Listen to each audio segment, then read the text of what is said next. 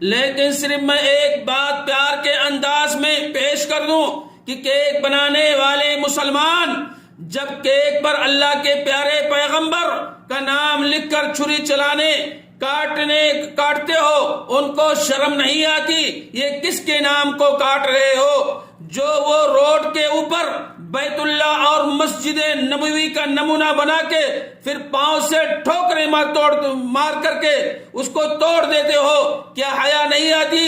ہم کیا کر رہے ہیں؟ کبھی تو وہ سوچنی چاہیے جس سے اللہ راضی ہو، جس سے اللہ کے رسول صلی اللہ علیہ وسلم کا ساتھ مل سکے۔ وہ کیسے ملے گا؟ کتاب اللہ اور سنت رسول کے مطابق زندگی گزارنے سے ملے گا۔ اللہ کے نبی صلی اللہ علیہ وسلم نے فرمایا، میں تمہارے درمیان دو چیزیں چھوڑ کر کے جا رہا ہوں، اس کو مضبوطی سے پکڑے رہو گے، کبھی گمراہ نہیں ہوگے، کتاب اللہ اور سنت رسول صلی اللہ